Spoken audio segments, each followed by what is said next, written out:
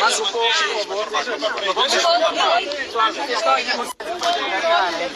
Ok, mais um passo, por favor, mais um passo. Mais um passo.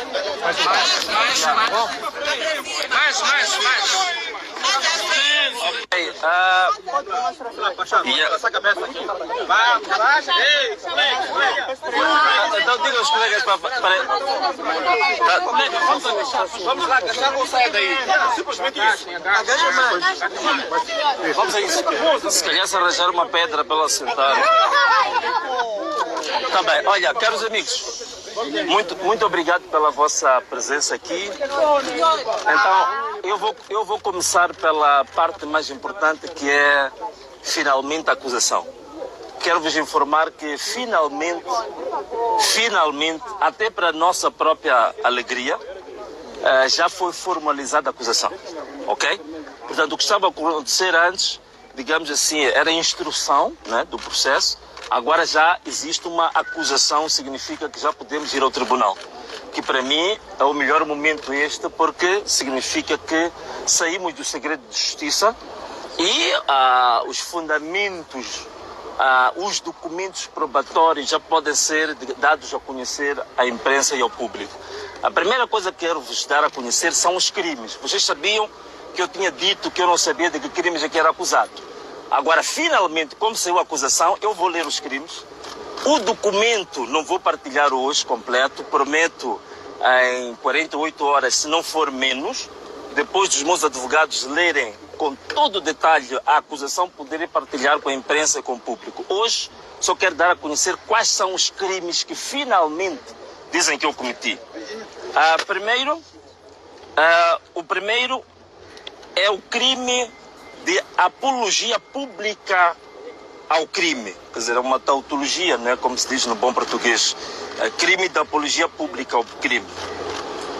Que é de acordo com o artigo 346, número 1 do Código Penal. 2. Um crime de incitamento à desobediência coletiva pelo artigo 396 do Código Penal. Um crime de instigação pública a um crime, artigo 345, número 1 do Código Penal. Um crime de instigação ao terrorismo, vejam só, terrorismo, pelo artigo 13 da Lei número 15/2023, de 28 de agosto, conjugado com o artigo 11A, aditado a este diploma legal pela Lei 4/2024, de 22 de março. E por último, portanto são 5 crimes, um crime de incitamento ao terrorismo, pelo artigo 14º, número 1 da Lei 15/2023, de 28 de agosto, conjugado com o artigo 11A, aditado este diploma pela Lei 4/2024, de 22 de março. Então, finalmente, caros amigos, já conhecemos os crimes, né? Terrorismo, desobediência pública, incitamento à violência, à desobediência coletiva. Portanto, estes são os crimes. Esta página também poderemos partilhar ainda hoje, não tem problema, sendo que o restante do documento só poderei partilhar quando os meus advogados tiverem feito uma análise, digamos, detalhada, tiverem escalpelizado o documento na sua íntegra. Agora, o que eu queria dar a conhecer como comunicado? Algumas questões, se calhar, ficaram ultrapassadas aqui, em função da acusação que partilhei, mas não vou deixar de... Vou afastar mais um bocadinho. Posso me afastar um bocadinho? Ok. O que eu quero partilhar convosco? É o seguinte, este que é o comunicado. Não sou muito apologista de leituras, mas disseram-me que eu devia ler.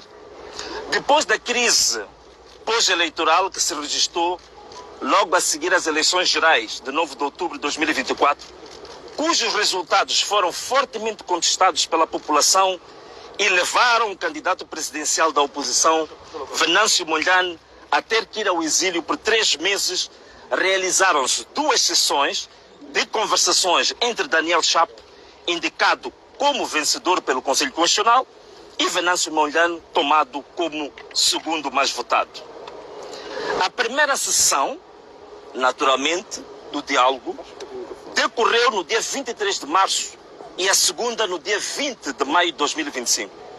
Segundo Venâncio Mondlane, único dos contendores que fez uma comunicação política para o fim das hostilidades entre a população e as autoridades de direito, haviam sido acordados nestes 2 encontros 6 pontos, sendo 4 no primeiro e 2 acrescidos no segundo encontro.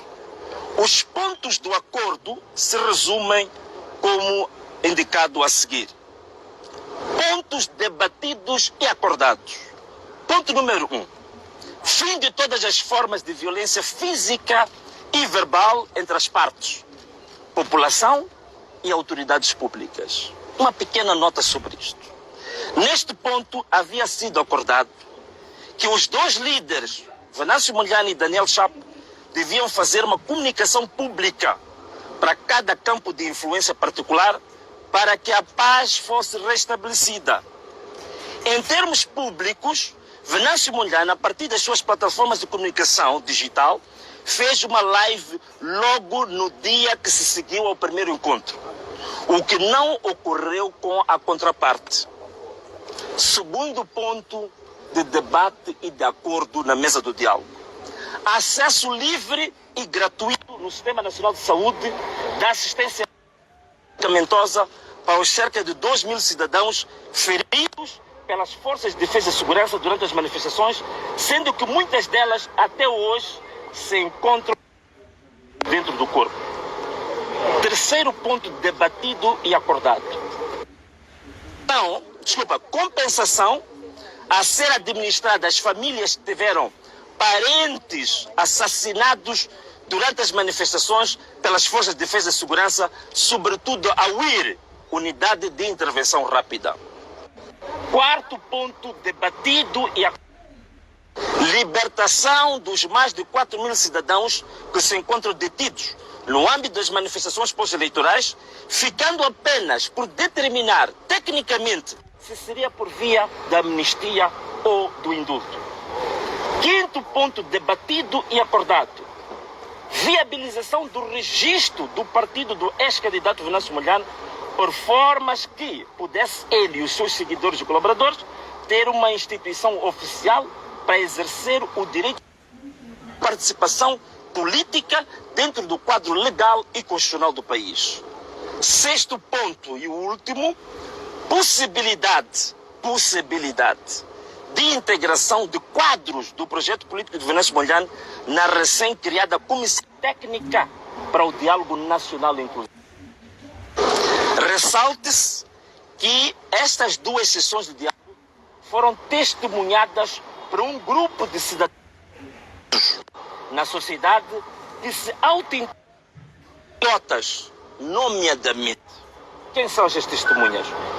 Primeira testemunha, Severino Nguenha, que é coordenador dos patriotas ou dos facilitadores, que é o atual reitor da Universidade Técnica de Moçambique.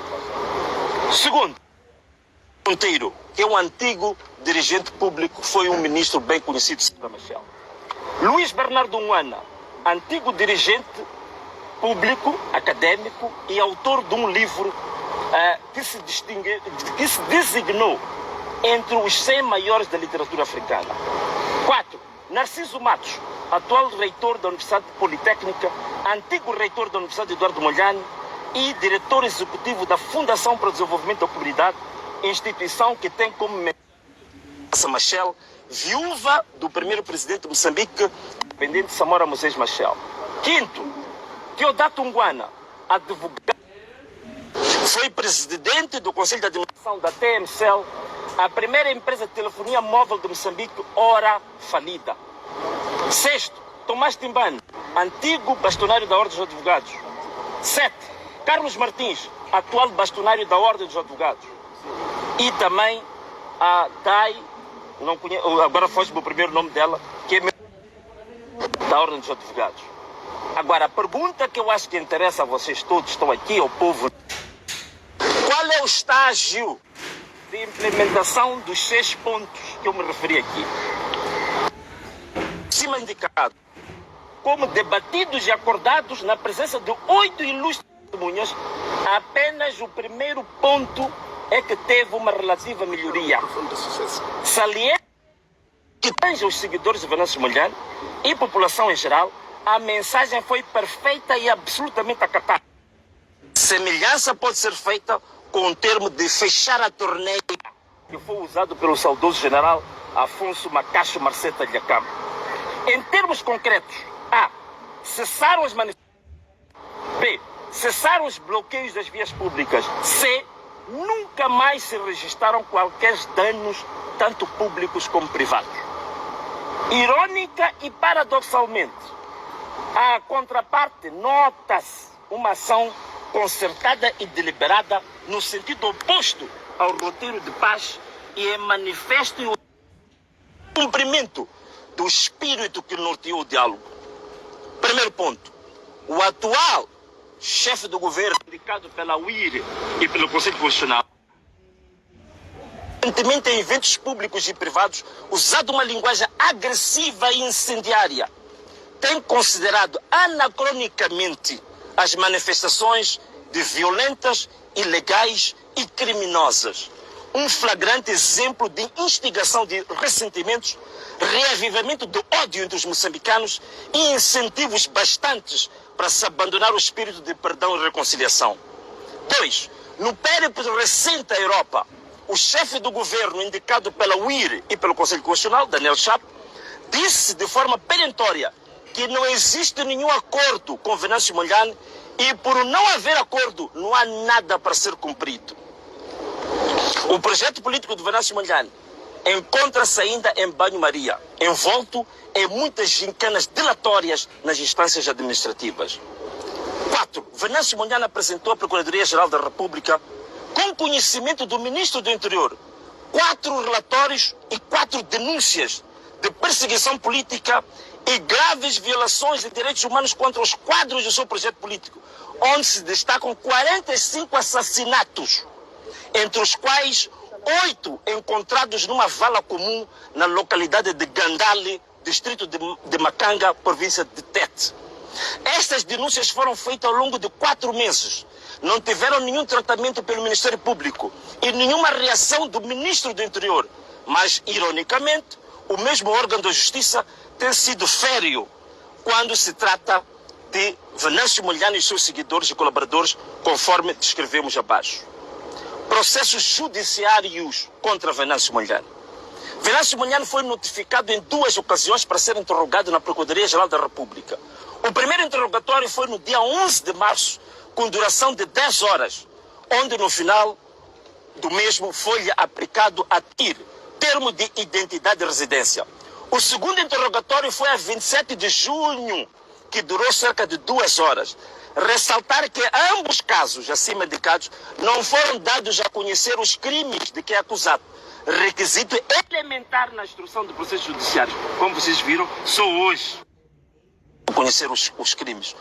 Outro dado bastante importante é que no segundo interrogatório o procurador expulsou um dos advogados de Venâncio Mondlane da sala apenas porque este questionou a consistência dos procedimentos adotados e feito pelo magistrado. Indispensavelmente uma interpretação com a intenção de forçar ao arguido a uma confissão capciosa. O Poder Judiciário, a Procuradoria, tem sido usada como instrumento de perpetuação de perseguição contra Venâncio Mondlane, onde lhe foram instaurados inúmeros processos entre civis e criminais.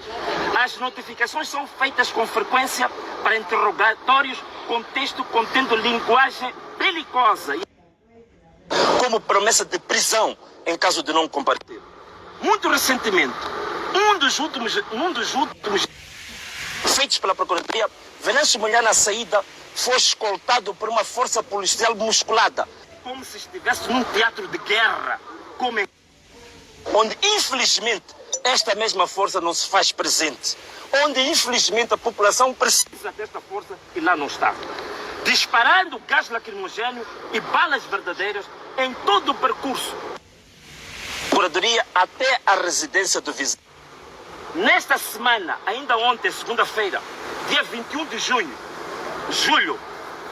Venâncio Mondlane, ao regressar de um périplo pela Europa, ao chegar no aeroporto de Mavalane, é recebido por um policial descomunal, desproporcionalmente armada, disparando gás lacrimogêneo por todos os lugares onde Venâncio Mondlane era interpelado por populares para o saudar. Para esta terça-feira, dia 22, segue Venâncio Mondlane para essa notificação, que vocês agora já tiveram conhecimento, para uma sessão de contornos suspeitos e cuja gravidade vocês já tiveram conhecimento. Em conclusão, tudo está cingido no fato de Venâncio Mondlane ter protestado contra uma fraude eleitoral inequívoca, denunciada por vários observadores internacionais. Curiosamente, no relatório da própria Procuradoria-Geral da República, se referia que não haviam condições dos resultados eleitorais terem sido aprovados e publicados. Para terminar, estamos perante o uso seletivo da lei, onde os aliados e os conformados com a monumental fraude eleitoral recebem privilégios, mas os inconformados são tratados de forma draconiana para lhes vergar não só os joelhos, mas também a consciência. Algo absolutamente impossível para ocorrer com um espírito intrépido como o de VM7. Em relação à natureza desta cruzada judiciária contra Venâncio Mondlane, ela se encaixa perfeitamente na célebre frase do famigerado político brasileiro Getúlio Vargas: aos amigos, tudo; aos inimigos, a lei. Este país é nosso. Salve Moçambique! Ana Malala! Muito obrigado. Tem consciência tranquila para o julgamento. Consciência tranquila. Conhece algum deles? Identifica-se? Não, nenhum deles. Pelo contrário, eu prestei um grande serviço a esta nação. É a primeira vez em 30 anos de democracia em que nós conseguimos levar até ao extremo a questão de desvendar, tirar o véu da fraude. E levamos até o extremo a resistência contra um regime ditatorial que se mantém com base nas armas, com base nos assassinatos. Eu prestei um grande serviço a este país. E não só. É a primeira vez desde a independência nacional que durante uma semana canta o hino nacional e sente o sentimento pátrio, sente que pertence a uma pátria, sente que tem orgulho de ser moçambicano. Tudo isto para mim com um grande serviço prestado à pátria. E digo mais, inclusivamente esses que vocês veem aqui, que estão a disparar contra os outros, são mas que nós, quando apresentamos o nosso programa de governação, demos as melhores condições técnicas, salariais, de formação, de dignidade, que nunca tiveram 50 anos. Está no nosso próprio projeto político. Significa que eles são objeto fundamental do projeto político que nós sonhamos para Moçambique. Ainda vou sair aqui hoje, vão me seguir, talvez vão continuar a disparar, vão matar algumas pessoas, vão ferir, mas estes são objeto do meu projeto. Então que eles saibam, passam a mensagem. Estes senhores da UIR, estes senhores do DIO, estes senhores da Ordem, do CIS, do GOI, todos os oficiais da PGR, no meu projeto político é a maior dignificação de todo o sistema de justiça, das forças de defesa e segurança, que não existe melhor. Portanto, estou prestando um grande serviço à nação.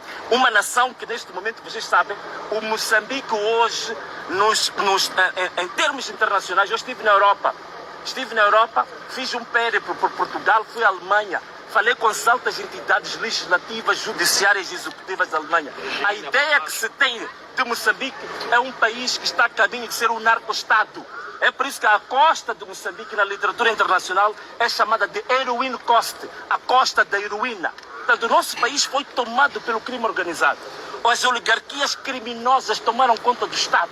Querem tomar conta também da justiça, conta também do Parlamento. Vocês sabem que eu já denunciei barões de drogas dentro do próprio Parlamento que me abriram um processo por isso. Então, eu estou aqui a fazer o quê? Estou a fazer um trabalho de resgate da dignidade de Moçambique, de resgate da dignidade dos moçambicanos, de resgate da dignidade das forças de defesa e segurança, que ainda há pouco tempo foram comparadas com cães. E são tratados como cães, sim, porque não há salários, não há dignificação nenhuma, não existe assistência médica medicamentosa, não tem seguros de saúde, não tem absolutamente nada. São realmente tratados por este governo verdadeiramente como cães, como cidadãos de segunda. E é no nosso projeto político que nós queremos que eles passem de cães para seres humanos dignos, seres humanos orgulhosos de serem moçambicanos, seres humanos que podem orgulhar este país no futuro. de audição à PGR. As medidas de caução mantêm-se a termos de idade da residência. Nesta coisa da audição à PGR, uns são privilegiados e outros não. Qual é a sua apreciação em torno da não aparição Ronda e também Bernardino Rafaela quando da sua audição na PGR? Não, isso comprova mais uma vez de que é uma justiça seletiva, é uma justiça para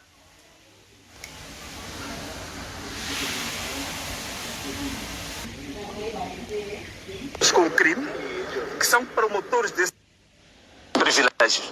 E aqueles que querem combater esse crime, aqueles que querem combater esse estágio de miséria em que o país se encontra, são combatidos, são perseguidos, são presos, são mortos, são feridos. Reconheço as informações também que... O próximo passo agora é... Vou juntar os advogados nacionais e internacionais. Eu não fui à Europa por acaso. Tenho advogados de todos os quadrantes. Portanto, vamos fazer hoje no nosso grupo, digamos assim, numa plataforma digital, vamos fazer um debate muito das acusações que nos são imputadas. Depois disso, vamos dar a conhecer a imprensa e vou partilhar. Obrigado. Qual a apreciação que faz em relação ao estado atual da O estado atual da Renamo? Se calhar tens informação melhor. Algumas pessoas dizem Engenheiro Venâncio. que poderá ser associado a habitante cigano para estas questões. Ah, é? Mas com que base? O estado atual da Renamo, qual é a apreciação que faz? Não, a Renamo, coitada, já não chutem mais no ciclismo. Obrigada.